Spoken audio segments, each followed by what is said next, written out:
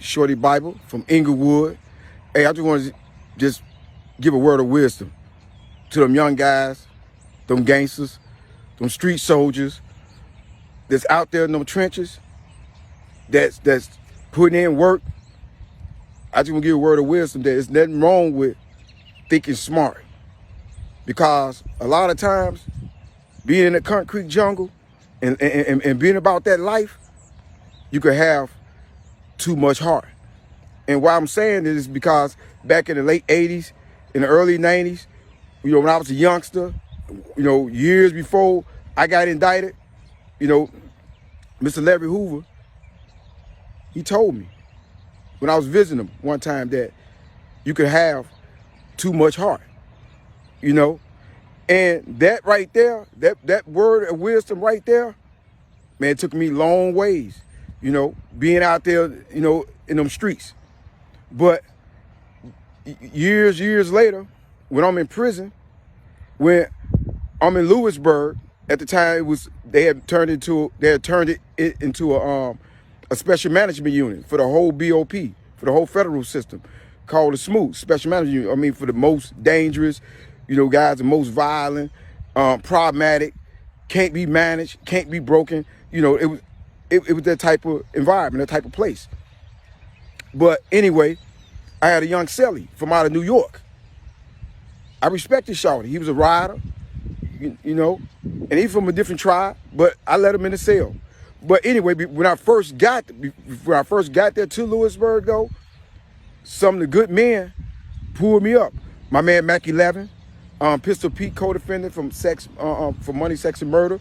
My guy from out of Oklahoma, Baby D, and my good man Kiko, you know, from LA. They told me when I first got that Bible, man, don't go to rec, because you know everybody go in the rec cage. They all got cuffs on, so you ain't got no way to, man, getting your cuff off first. And they be knocking guys' eyes out. They be stabbing guys. They be jumping guys. Them guys be on all type of craziness. And I paid attention, but they was on their way leaving out. They just gave me a word of wisdom, you know, and from their experience. But anyway, later on, my celly eventually come. I let him in. He from out of New York, young cat, you know, be putting in that work, cold rider. But he also tell me too, Bible, I respect you. Man, I'll never try it, because, you know, the special management unit, and man, guys was taking off on their cellies, stabbing their cellies, murdering their cellies, and they sleep, and they cuffs, everything. But he said, man, I'll never do anything. I respect you.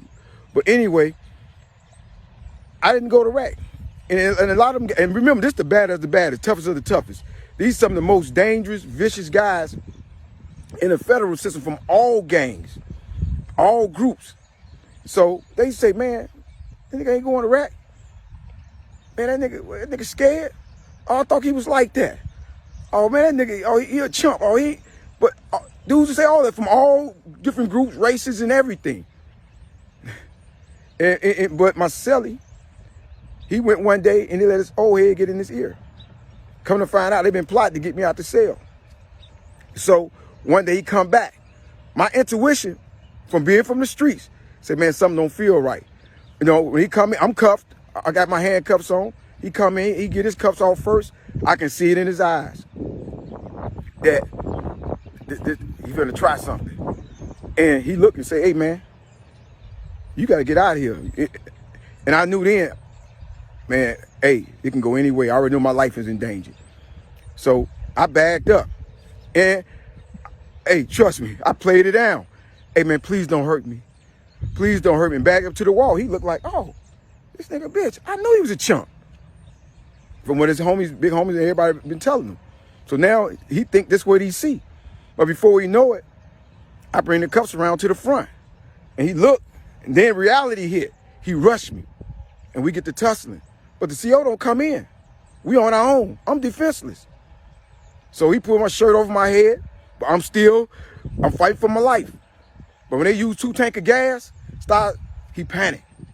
And that was my vantage point, because I've been teamed many times. So I'm already an expert, you know, how to stay focused under them type of situations. And he panicked. I get him. I bring him. I drag him to the back of the cell. I headbutt him, run his head into the wall, to the bed, kneeing him, doing choking him, everything. I'm surviving. He's screaming. The guy sent him off, asking him from next door, what's going on? You all right? What's happening? I thought, you got your cuffs off first. But he didn't know he's dealing with somebody that was experienced and that's a thinker.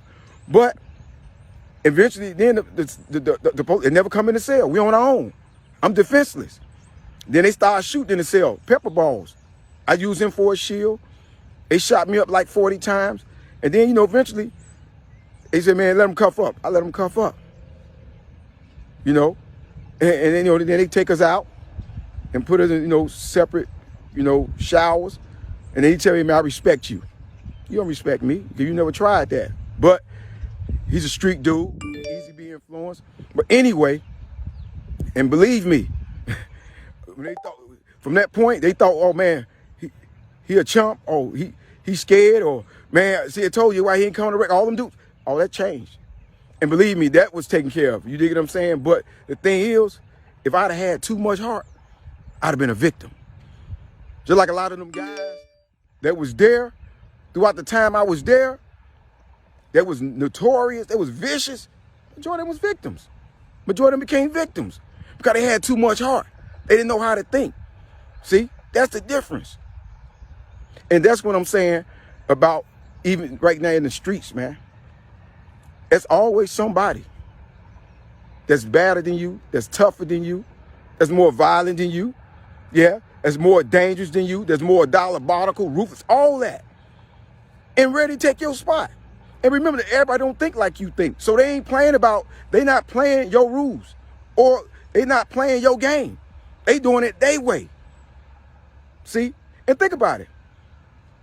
How many guys we know that's legends, and we can go years back, decades back, that was legends, notorious, the most feared. Look at the walls in the community, in the hoods. Where they at? You know how man. And they all was armed. Majority of them be armed when they get killed. See?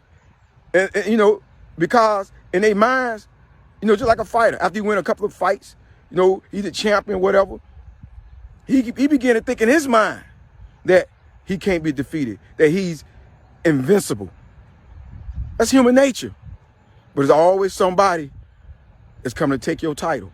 There's always somebody up and coming and ready and hungrier and better techniques, all that coming to take your spot. It's just like the streets, man. See, a lot of times we begin to think that after we got a few notches, we put in some work, that we're unstoppable. No matter who you are, you human. And you could be stopped. And just keep in mind that, man, there's nothing wrong. Your mind is the most powerful weapon, the most dangerous weapon. And remember, you only got one life. So, man, think before you act. Think before you act. Don't act, then think. See, it's like a dog, you know what I mean? Chase his tail. And you know how that end up. A lot of guys end up like dead dogs, man. So what I'm just saying is, man, stay focused. Always remember that, use your mind. Always remember that there's always somebody that's tougher than you, that's more violent than you, that's more dangerous than you, and they don't care. And you ain't the only one. And remember, you can have all the guns in the world, even on you, but it's all about who shoot first. And they've always been proven. So don't never think that because you have one, that you can't be got. See? And that's and one thing about a wise man, a fool, a wise man, he learned from other mistakes. A fool learned from his own. So I'm just saying, man, this is word of wisdom to them young brothers out there, man, that's out there in them trenches, man, that's out there and use your head. Think, because you only got one life. And sometimes you make that mistake, or that decision, the consequences. Remember, a man of thoughtless actions is always surprised by the consequences. And believe me, when you make that one one fatal mistake, sometimes it can't be stopped. So remember, use your head.